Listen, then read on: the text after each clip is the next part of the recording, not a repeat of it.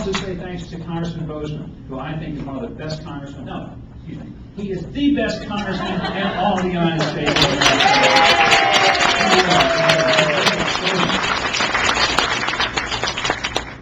You know, when John first ran, I remember his campaign.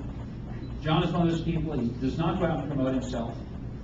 I've never seen a person who elevated others more than himself and has been as successful in politics. He is a model of what it ought to be about. And from the moment he's been in, he has always been about how can he serve the people of his district. And being in another congressional district, I'm so jealous, that he's not my congressman. And I wish he was. If Arkansas only could have one, I'd want it to be him. But his effectiveness is because of his deep, intense interest in every person in his district and his absolute devotion to serving others and not being served by others. And Congressman, you've just done a great job. And I think a lot of it's because of Kathy, but God bless you.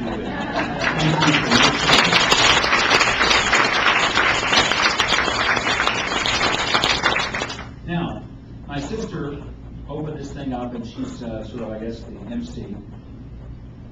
She acts like she's really a wonderful friend to me and has been so supportive. I'm going to tell you guys something.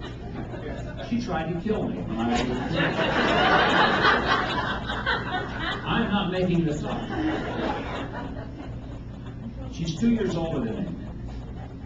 When I came home from the hospital, and my parents, got me home and introduced me to my older sister, the first thing she tried to do was feed me potato chips. When I was 4 years old, she squirted Bactine in my soup in an attempt to kill me.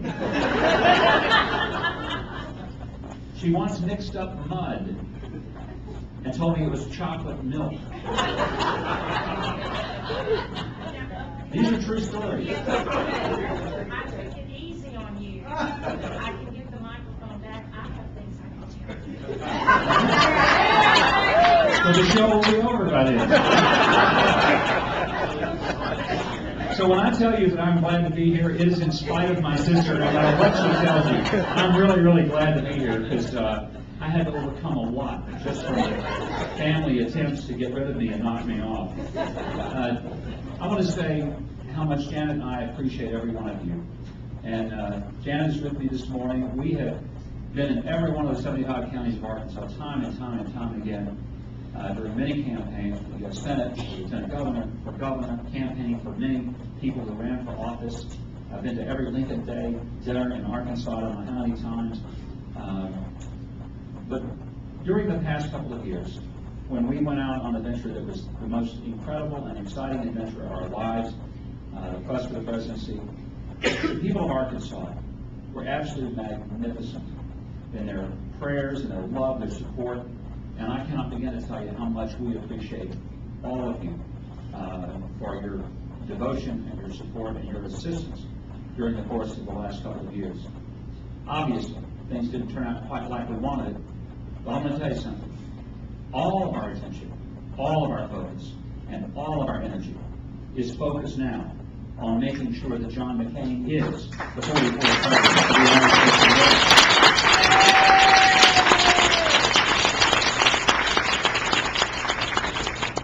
And the reason that that's important is because our country needs strong, capable, and tested leadership. And I know that John McCain brings that. One of the things that I'm grateful for is that I don't have to sort of eat any words I said during the entire course of 14 months on the campaign trail when John McCain and I were supposedly rivals, but you never heard a cross word. Now, there were some who tried to say that there was some unholy alliance or collusion going on between us. That's not true. It was simply a matter that I recognized that in John McCain, we have a true, honest-to-God American hero.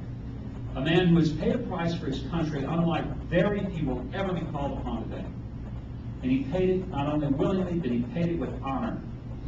And his whole career has been one of honor and integrity and of putting his country first. It was not difficult for me to ever be able to say, this is a man of great honor. And in fact, during one of the debates, I remember the look on his face when in the course of the debate, and I'm supposed to be opposing him. Come to think of it, I should have done a better job. Well, of course, one of the debates, some little tete-a-tete had come up during the debate, and I've got one of my rare questions that I got during the debate.